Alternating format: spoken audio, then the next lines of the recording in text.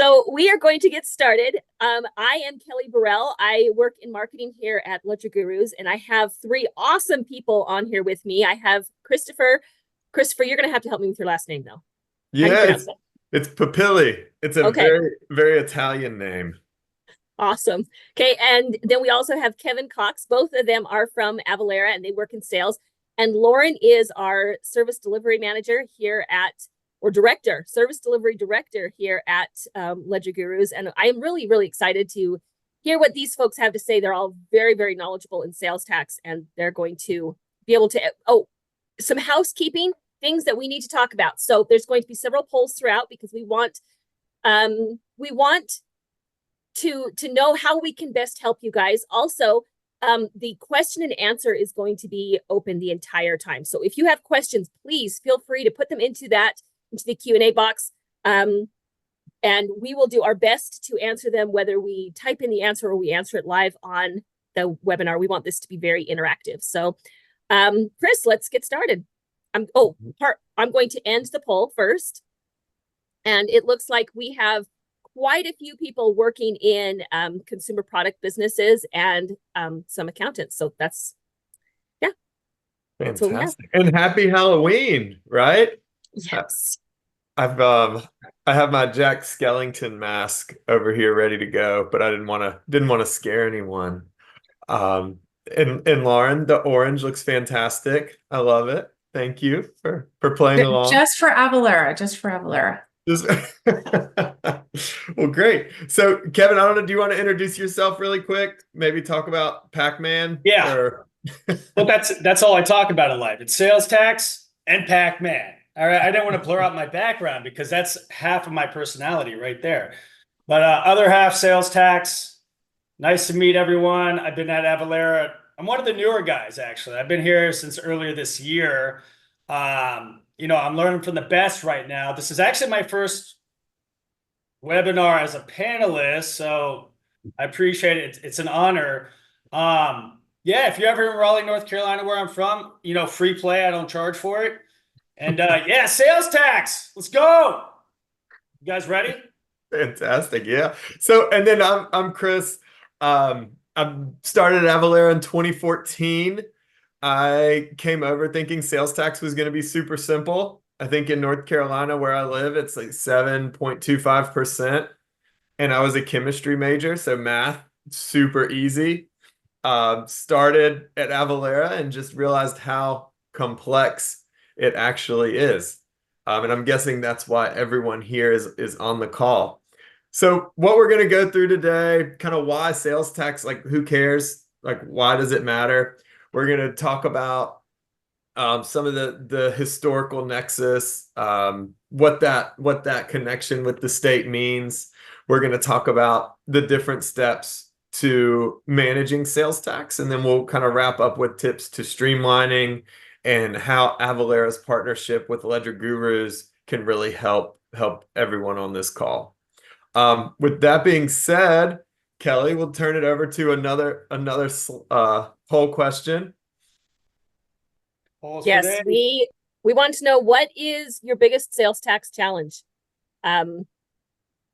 Is it the filing and remitting? Is it the tax collection? Is it exempt customers? Is it use tax? Is it figuring out where you have Nexus? That seems to be a big question that we have. So take a few minutes and let's fill this out. Yeah. And also feel free to type in questions. Lauren is going to be monitoring. Kelly and Lauren are going to be monitoring questions. And then we'll also have a time at the end to answer questions. But feel free, jump in, ask questions, and happy to answer those. This session is for you all. This isn't for us. This is for you all. So make it about you, and we'll try to get everything answered for you.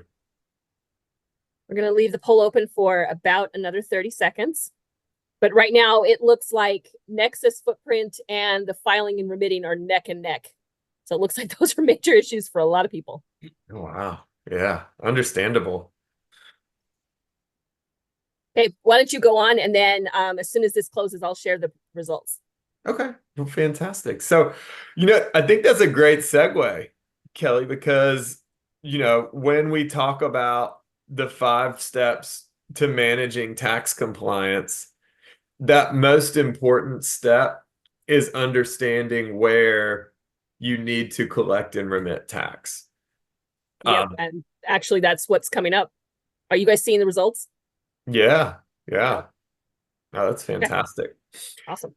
So yeah, and so we'll dive into some of that. So, super important to understand where you need to collect and remit sales tax. We're going to dive in a little bit about how complicated it actually is. And then the next step is you want to actually get registered in those states. If you're collecting sales tax and you're not registered, the generally a very frowned upon practice. So don't want to do that. And then once you're registered, you calculate the tax. So you want to make sure that you are doing the correct amount of tax for your clients, so they feel good about purchasing from you, and then also for yourself. Then we'll talk about tax exempt sales a little bit. That could be a whole nother session, tax exempt sales. But each state will have different tax exemptions, whether it be for resellers, for religious purposes, non-for-profits, agriculture. There's a whole lot of reasons that sales could be tax exempt. And then lastly, you want to file and remit those taxes. So once you have the tax, you know where you're supposed to be, you have it, you want to make sure that you're remitting that. And LedgerGurus is partnered with Avalara to really help streamline that remittance process as well. So this is my favorite slide. I wish it just said "who cares," but apparently our marketing team didn't like that as much as I did. But it's like sales tax, who cares, right? Like why is it important? And this is why.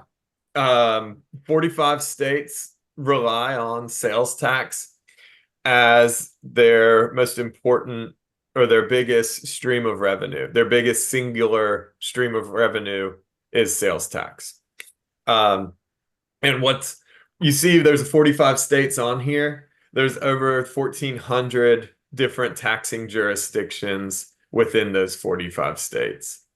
And it's always a really fun conversation to have with Canadians, because it's so simple in Canada.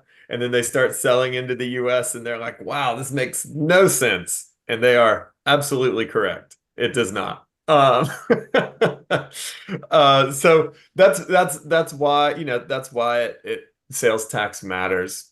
And states respond, instead of trying to balance budgets and spend less money, what we're seeing is they're trying to figure out ways to collect more money.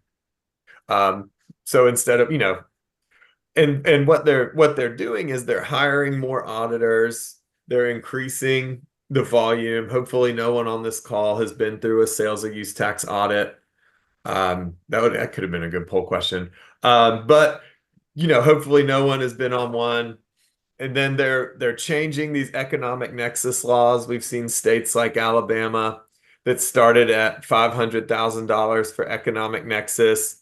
The next year it dropped down to 250. The next year it dropped down to 100,000. So they're changing these laws. They're changing what they tax. SaaS, for example, was only taxed in a handful of states. Now I believe it's taxed in 22 or 23 states.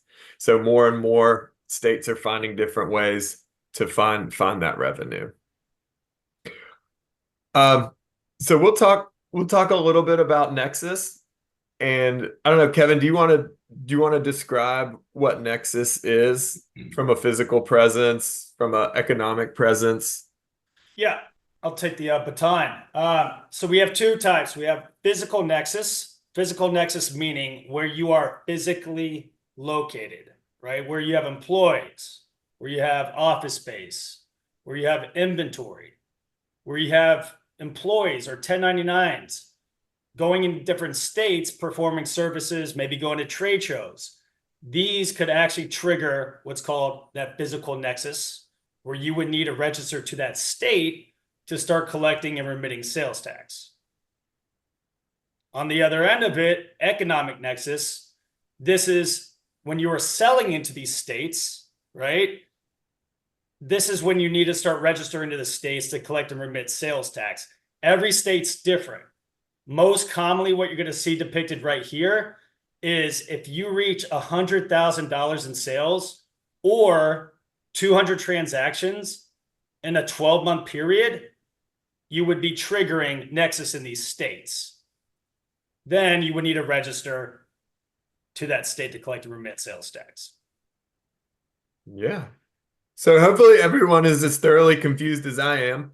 But it's just like kind of with anything sales tax, it depends, right? Which state you're selling into, what are you selling into those states? You'll see, for example, certain states exclude resale, services, SaaS, digital. So it's really it's a moving target, and it continues to move. Kevin and I were just speaking with a customer, and they're like, I was talking with Georgia, and I thought it was $500,000 in sales in Georgia. And, it was a few years ago, but Georgia has since lowered their threshold. And so it is, a constant moving target. Being that a lot of people on this call, that was a big concern. We do offer tax risk assessments and things like that to help if that is something of interest.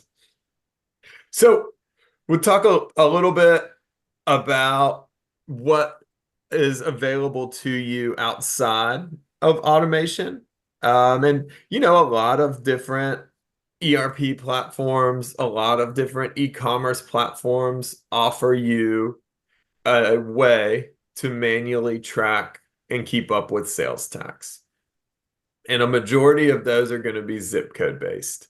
Avalara used to offer zip code rate files. We stopped because we were finding they were only accurate about 80% of the time. And we didn't want to put our name behind something that was not 100% accurate. So we didn't want to offer a service that wasn't necessarily helping people. And so what happens here, it's almost impossible to keep up with all the different tax code changes, the different tax holidays. You're probably familiar with, like, back to school tax holidays, or companies, they'll run, hey, we'll pay the sales tax and things like that. So there's all these different things to keep up with that are nearly impossible.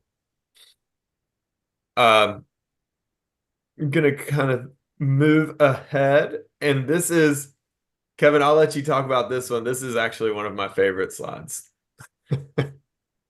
I mean, it's just every place is different. Everywhere's crazy out there. They don't know. Nobody wants to stay aligned. They just want to make it as confusing as possible so they can get you, right? So like in New York right here, you can see tacos are tax exempt. Burritos aren't. Chris, do you know why? I don't know why. So one's hard shell, one's soft shell. So New York actually has a separate sandwich tax. As part of their legislation, they have sandwich tax.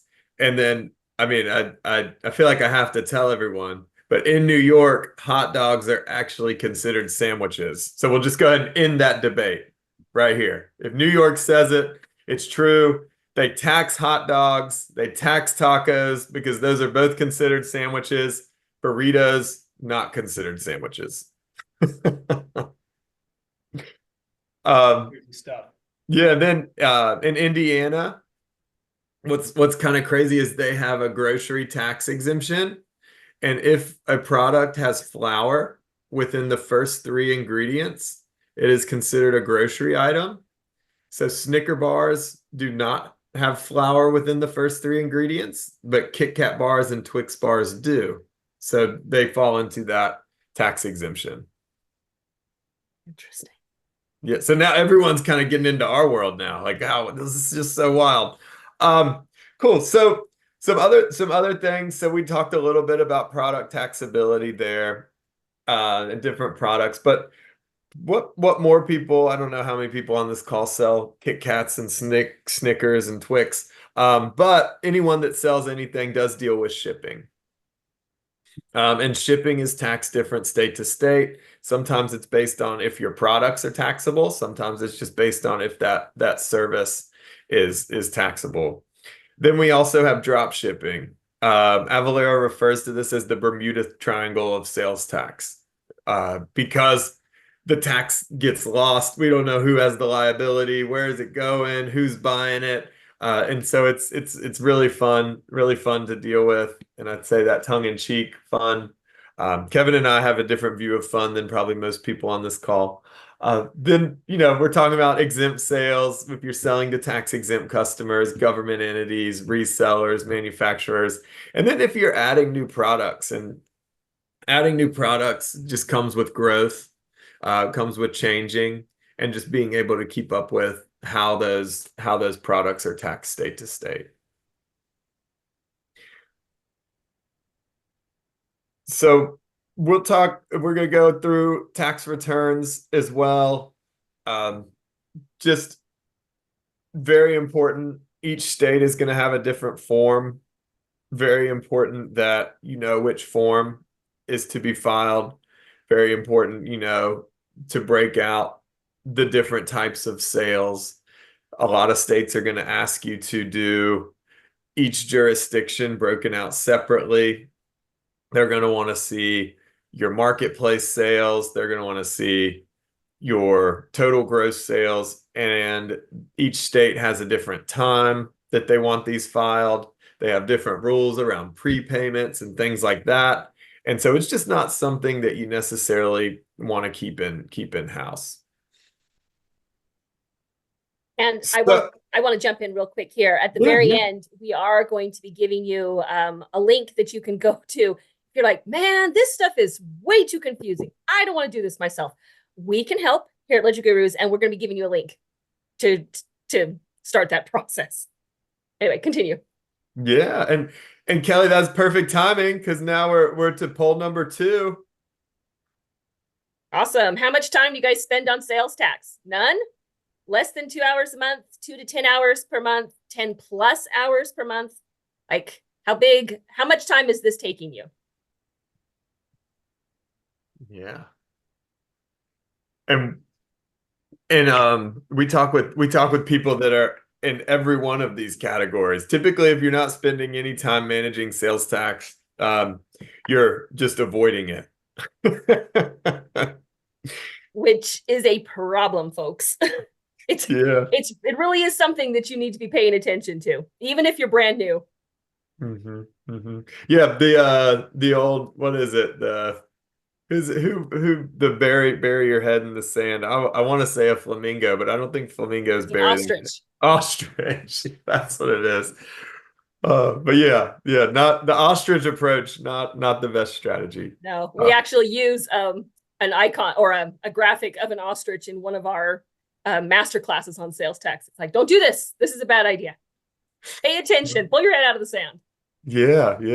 Because cool. Here's the thing also, folks, is that it's becoming an even worse idea now to not pay attention than it used to be, because sales tax audits are becoming more and more of an issue. These business activity questionnaires that states are sending out is becoming more and more of an issue.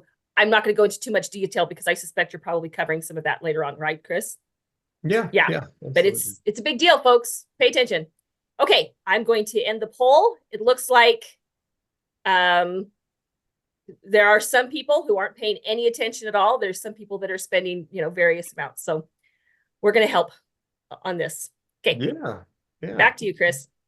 Awesome. So, we talked a little bit about understanding Nexus. Kevin, I don't know if you have any stories of companies that you spoke with and you've kind of helped walk them through this process. Do you have anything in mind that you want to share? Yeah, I mean, oftentimes when somebody's coming to us and they don't fully understand where they may have triggered Nexus, we can usually get a good sense of that just based on your past sales data, right? Like you could send that to me and I could tell you right then and there where you have triggered Nexus, if we're just talking from a sales or transactional standpoint. But oftentimes there's a lot more complexities to this, right? So again, let's say you're traveling into different states, going to trade shows, you have 1099 employees, then it gets a little complex. And we could actually introduce you to somebody in our team. They're just referred to as tax directors, and they could actually do like a 4 to 5 year look back. And depending on what you're selling, who you're selling to, where you're traveling into, they could do a full Nexus study to figure out what you owe states. And then we can help you reconcile with those states by running what's called a voluntary disclosure agreement, where we can help you waive any kind of penalties by working through us, who in turn will be working with the state to remediate things. Yeah. So yeah.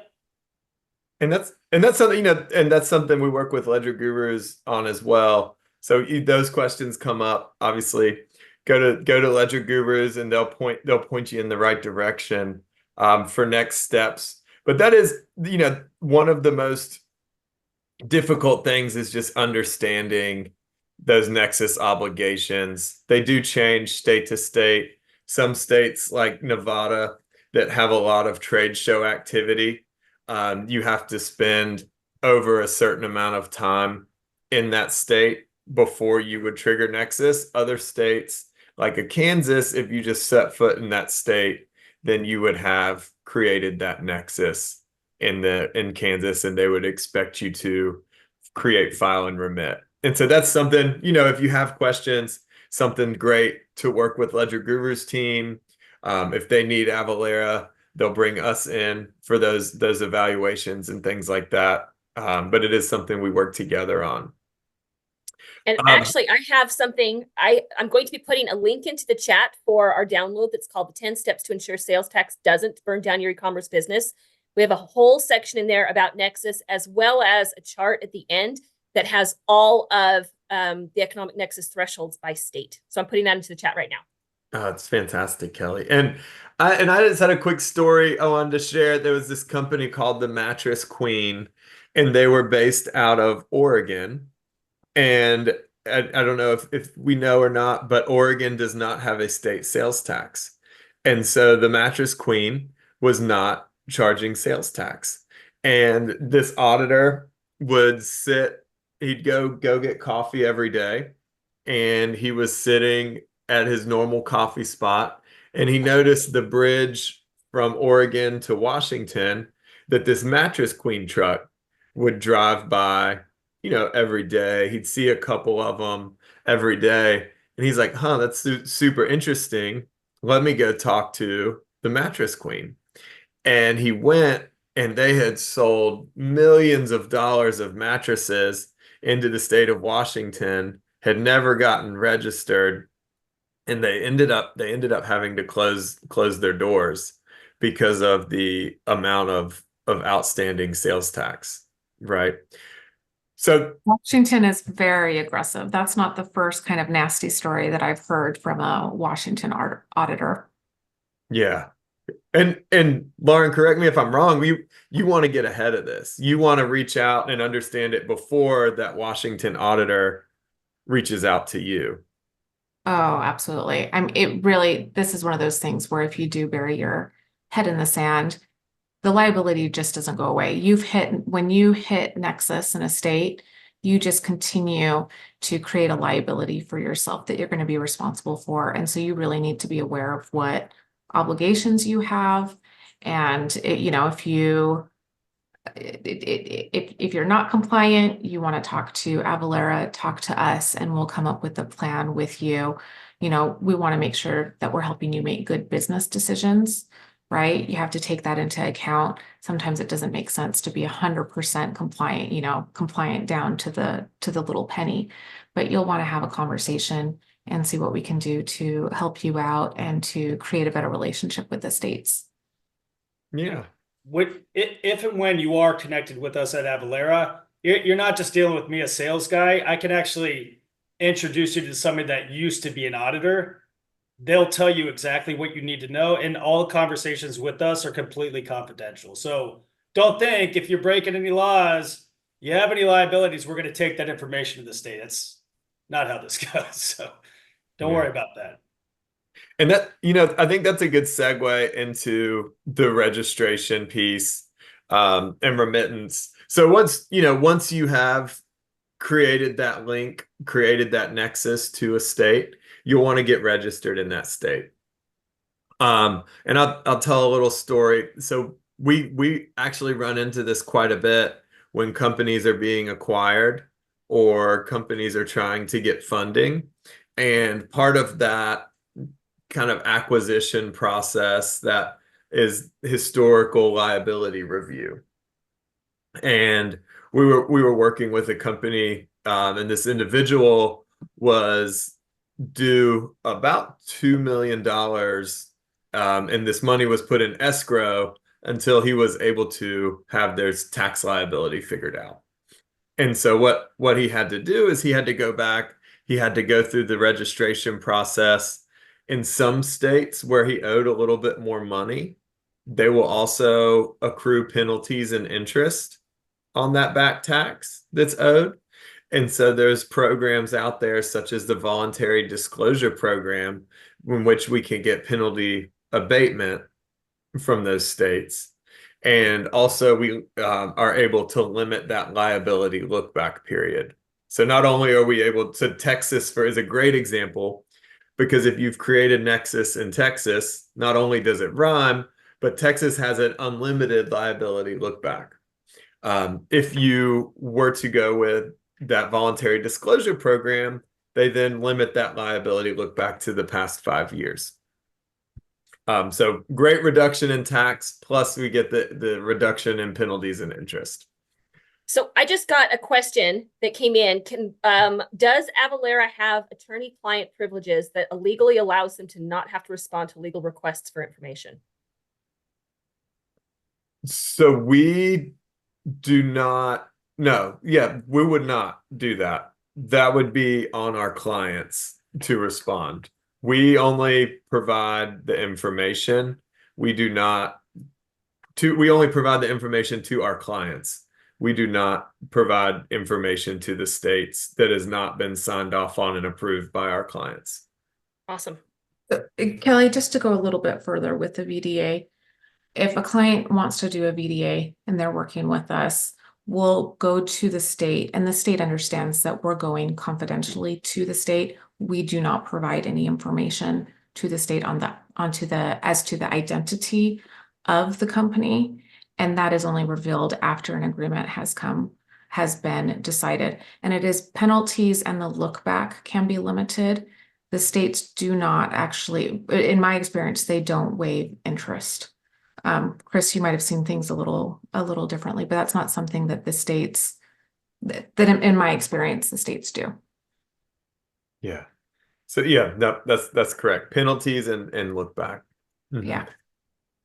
And which then, some of those penalties, I mean, they get up very, very, very high. I mean, we're talking 12, 15% in some states annually.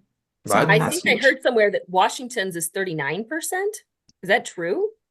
I have heard that. I need to go and look. I won't confirm that without looking and verifying that. Ouch. Ouch. yeah, And actually, there's one thing I want to point out here that we've recently become aware of. And there are occasionally tax amnesty programs.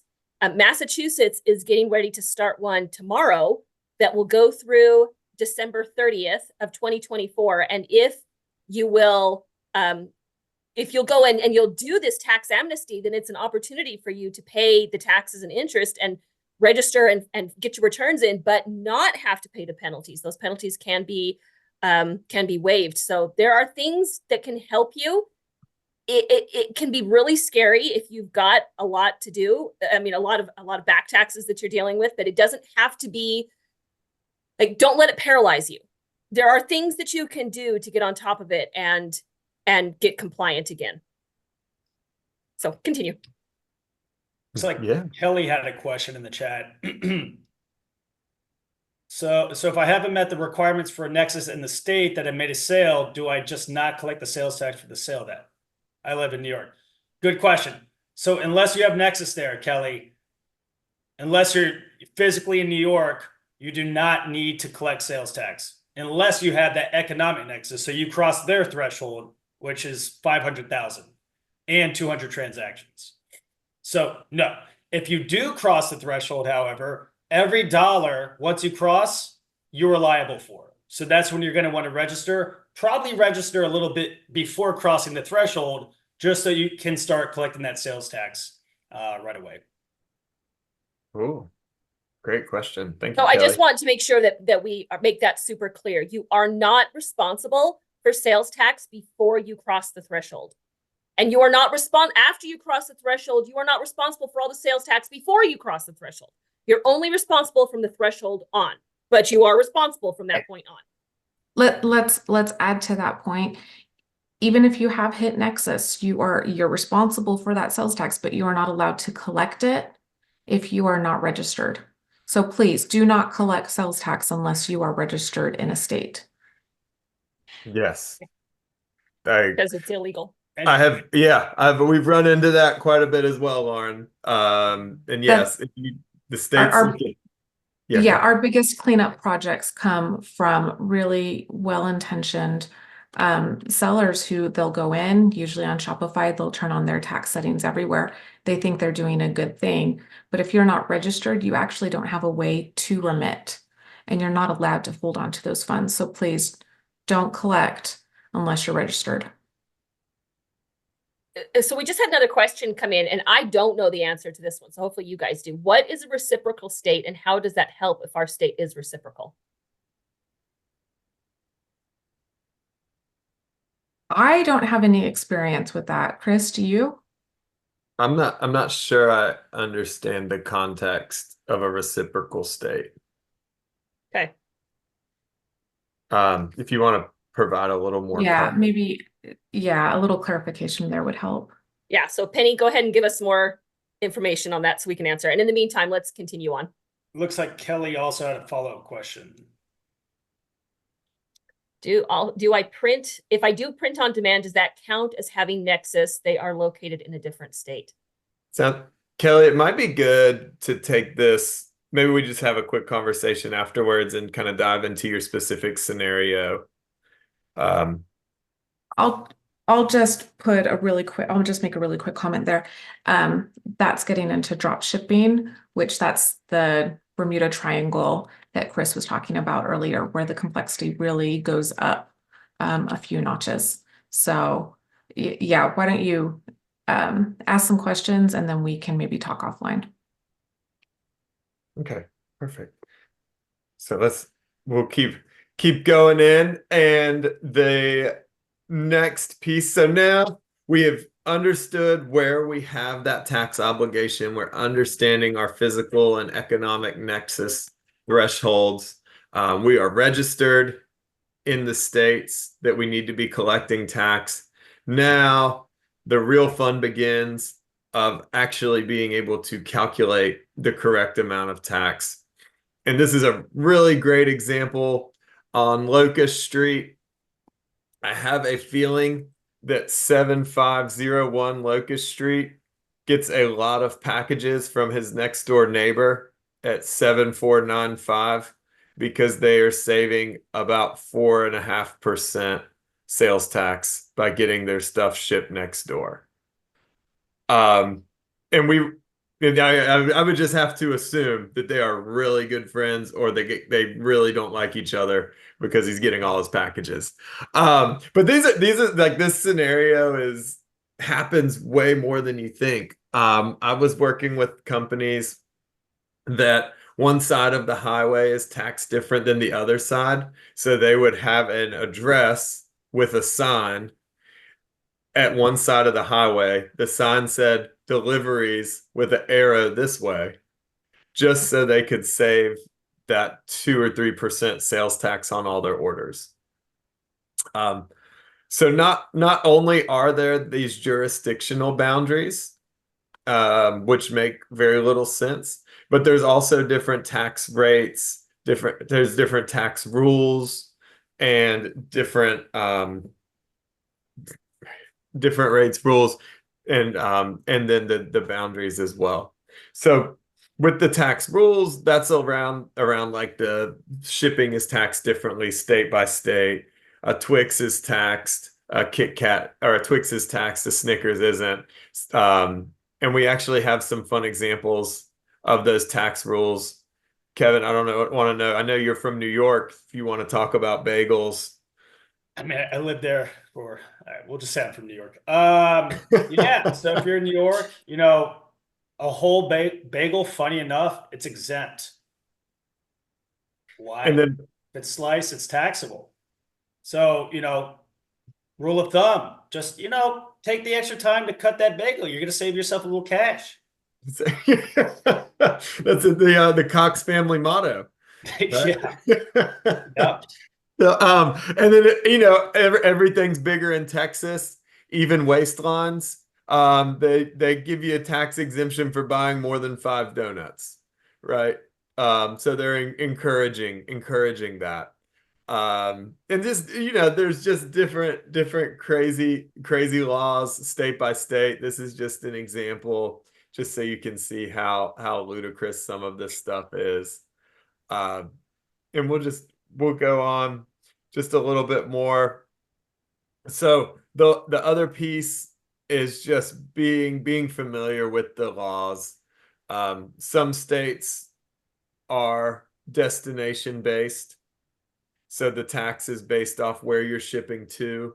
Some states are origin based, so if you're selling something to Texas inside of Texas, that's going to be a pretty simple tax calculation because it's always going to be based on the origin. If you're selling something to Oklahoma from Texas, now we're getting a little more complicated because now you're having to deal with the different tax jurisdictions outside of Texas. And then California, we'll see, makes everything super fun because California has a mixed tax law where sometimes it's origin, sometimes it's destination, and sometimes it's a blend of the two. So just being able to understand all of this. All right, let's get a poll. Who's confused? Perfect. So now you know, we've gone through understanding where you've created a tax liability, gone through registration, gone through the calculation piece. I'm going to talk really briefly on tax exempt sales. This is when you have a customer that is tax exempt for some reason or another. A lot of times it's when you're selling to resellers, you're selling to manufacturers. Some states have agriculture exemptions, some states government exemptions, which could include schools, some states non-for-profit. And I say some states because these are not holistically accepted across every state. So you need to understand who your clients are, if they qualify for an exemption, and if that state even recognizes that as an exemption. And so then once you've done that, it's very important to be able to track and manage those tax exemptions. And because not only do some states not recognize some, but each state is going to have a different tax exemption form. So each one of those forms is going to be for different tax exemption. Each one of those forms is going to have different laws around how long they last, if they expire, when they expire. And then you'll see there in the tip, if your company's changed names, you may need a new exemption. So if your company or your client's company has changed from LLC to an S Corp, or they've changed their name from LedgerGurus to the LedgerGurus, or you know, something along those lines, that could disqualify that tax exemption. So it's important to keep up with those and being able to have those in a centralized location where you can easily manage those tax exemptions. And I think it's worth pointing out too, because this happens all the time, but I have customers, they don't realize that when they're collecting exemption certificates from their customers and their customers in different states. Like I had one company I was working with, they sell energy drinks to different like grocery stores and whatnot. And those grocery stores have different locations. You need an exemption certificate for each state that you're shipping to for that one customer. So one customer could, in theory, have, 30, 40 certificates that you need to collect for that. So it gets a little complex. It's hard to manage when you have so many exempt customers.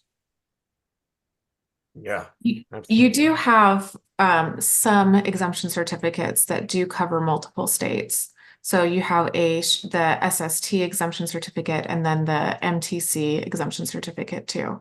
So if you use those, it is simplified just a little bit. Yeah, absolutely. Absolutely. So there are some programs in place to try to help simplify or streamline the processes.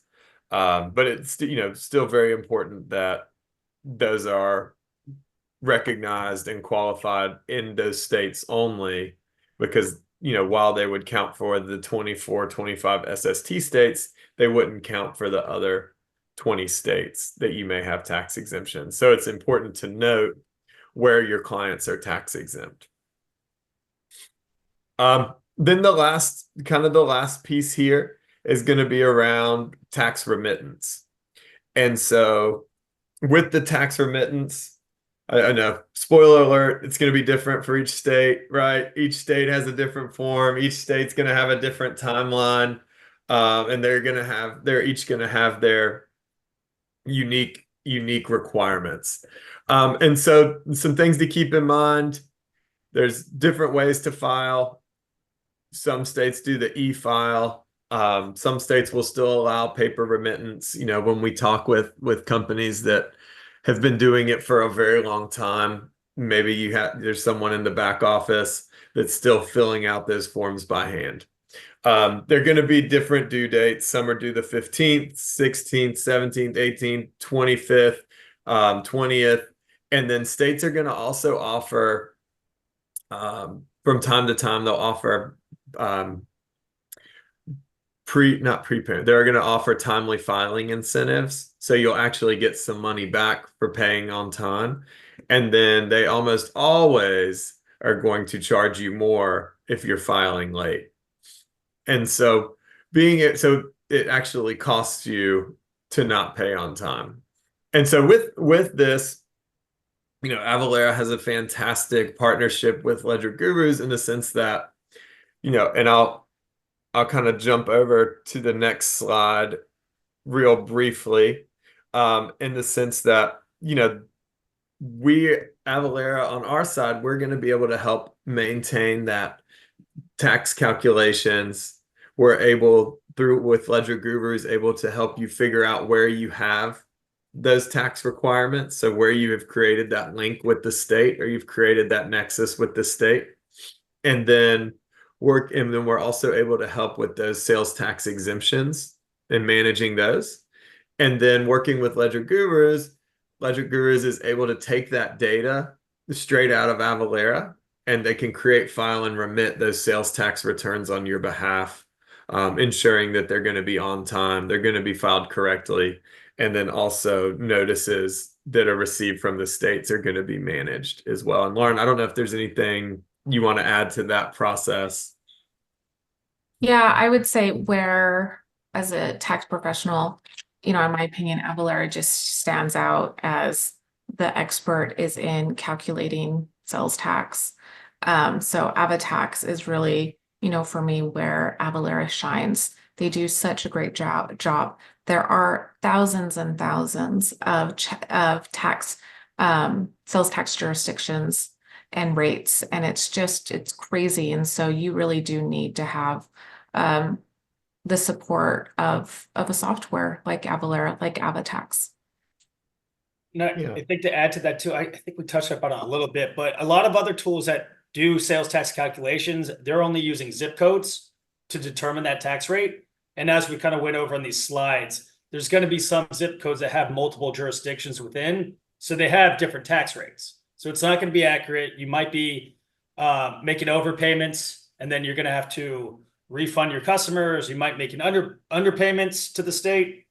That's tax fraud. So what we're going to do is use geolocation. We drop a pin on the map, and we're going to give you the most accurate rate possible.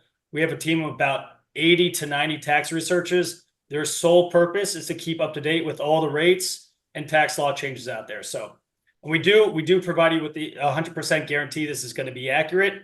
If it's not, we actually eat that penalty for you. Not many companies are going to say that. Yeah. So when you think about it, why would you want to automate sales tax? And it's around the accuracy, the efficiency. You're reducing that time. Kelly, when you put up that poll, there were people that spend over 10 hours a month with sales tax. That's a significant investment from your staff. Then also your customer satisfaction. If your customer is being charged the incorrect sales tax, these customers, they know. Like my friend that had the sign pointing across the street. They know what their sales tax is. They build it into their business. They know when they make a purchase. And we've had plenty of conversations with companies that say, hey, actually, that's not taxable. We don't pay tax on software because we're located in California, right? And so those conversations come up. Being able to accurately calculate that just continues to build that trust with your clients. Then you're eliminating that risk, and it allows your business to grow. We've spoken with so many companies that it's kind of funny. So we have a tool where we can look at your website and see where the traffic is coming from. And we have companies that have, 15-20% of their traffic is coming from overseas in other countries, but they're afraid to sell overseas or to open up those new markets because they don't know the tax obligations. So they're potentially losing out on 15 to 20% business growth by just not understanding the tax obligations, right? So that's something that an automated tax solution, that's something that an Avalara can manage for you, is opening up these new territories, whether that be new states, whether that be new countries, and just being completely automated and allowing your business to grow. I think that was just about everything I had before our last poll question, and then we're just going to open it up to question and answer. I think we might have an extra chat or two that popped in. So what is your next step? Are you going to just blithely continue to ignore sales tax, pretend it doesn't exist? Don't recommend that one. Maybe you don't have any problems. Maybe you are just fine. Or maybe you'd like to talk to us. Any of those are good. So yes, we have had some questions come in on the chat. We've answered several of those.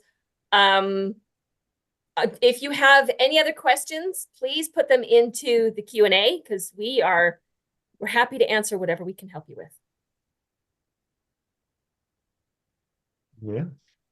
And then I'll just put this up so that the link is showing as well. You can copy and paste. Yes, and as a matter of fact, I was going to be putting that link into in for everybody in the chat as well. So thanks for the reminder. Yeah, and Penny, I love the question. So Penny asked, and I don't know if not everyone can see the question. So Penny, do you have to establish exempt status at the time of purchase, or can you take care of it later? So that's a fantastic question, Penny. You're not going to like the answer because it depends on which state you're selling into. Some states will allow you. Okay, there we go. That's perfect. Some states will allow you to actually come back. So we've worked with a number of companies that had a very large number of tax exempt sales. They were not collecting exemptions. And by working with them, when you're doing that VDA, they will allow you to just have an exemption on file. It doesn't necessarily need to be on file at the time of purchase. That is not best practice by any means. Best practice is if you're going to exempt a sale, you want to make sure that you have that exemption certificate on file. Lauren, you had mentioned a program called Streamline Sales Tax. And what that is that's a group of 25 states that have come together to try to streamline sales tax. And if you're going to participate in that program and you are going to exempt a sale, you have to have that tax exemption on file at the time of purchase for that sale. But there are circumstances where going through an audit, going through a voluntary disclosure, where some states will allow you the opportunity to go and collect tax exemptions. Yeah, Chris, what I would add to that is, as a seller, if you have Nexus, you really have an obligation to collect one of two things. One, you collect the sales tax, or two, you collect an exemption certificate. Once you have that exemption certificate on file, you know, it's gonna be good for quite a while, depending on the state, the certificate that you're using. You know, at the time of sale, you don't have the state looking over your shoulder, but like Chris said, it is best practice to get that exemption certificate, have it on file, because the state at some point will audit you, or potentially will audit you, and you're responsible for that sales tax if you haven't collected it, or if you don't have an exemption certificate. So, you know, you don't want that. You don't want to pay sales tax out of pocket. So just get your exemption certificates if that's what you need. Mm-hmm.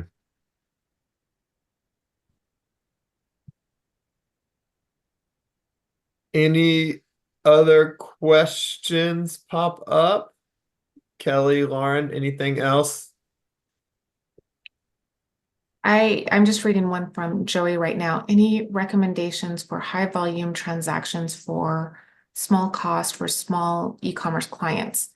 We feel Ava is not the avenue for these clients for this situation. Otherwise, I think that's Ava Tax is great and would recommend it for accurate reporting. You know, it would, my experience, Ava Tax is the best.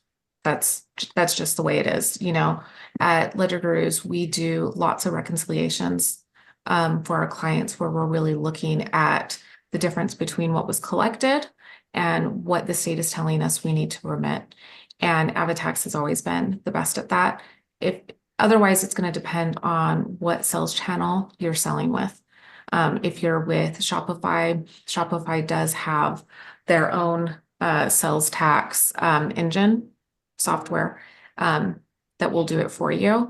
And it's pretty good, but like Kevin said, it's going to be based on zip code and not by the GPS or geolocation.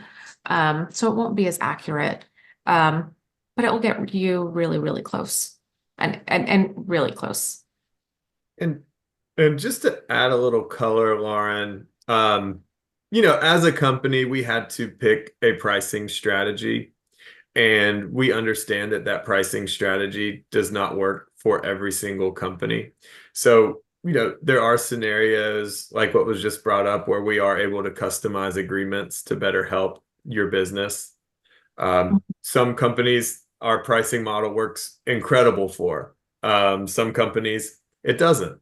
And so we understand that as a business. And, you know, at the end of the day, we want to be able to work with you. We want to be able to continue to grow our partnership with LedgerGurus, which is very important to us.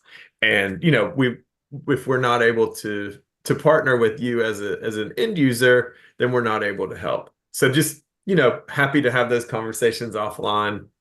But I did want to add that we know that our pricing model isn't perfect for every single business model out there. So we are willing to work with you. There's another question from Joey about dietary supplements. Mm-hmm. And what I would say there is, you know, when you're thinking about sales tax and exemption certificate, the first thing you need to ask is, do I have Nexus? Do I have that? Do I have an obligation to be registered to collect and remit for a state? If you do, then you ask yourself a question, okay, am I going to collect the sales tax, or am I going to collect the exemption certificate? So just always go back to those questions, even when you start thinking about drops shipping. Do I have Nexus? What am I going to collect? And it really will simplify things. And I think if you need to go beyond that, then you're going to want to talk to someone from LedgerGurus, one of our sales tax accounting experts. Talk to Chris or Kevin, and they'll get you one of their sales tax directors who will be able to give you some more guidance. The way that things have been presented here is that sales tax is very straightforward. Sales tax is not straightforward. It really isn't. I kind of giggle when people think that sales tax is just 7.25 times, whatever you're buying, whatever you're selling, and it's really not that simple, but there's a lot of experts who can give you some advice and just reassure you that what you're doing is the right thing. And the states, it's scary. The states can be big and scary, but as a seller, they're willing to work with you. So I would just say, my advice is don't bury your head in the sand. There's people who are willing to help you, and we're experts at this. And I'm sure that for most of you that are on here, you're experts at other things. So come to us and we'll help you with what we're experts at so that you can get back to doing what you're best at. Yeah. And at a minimum, you can make a good business decision based off of the findings.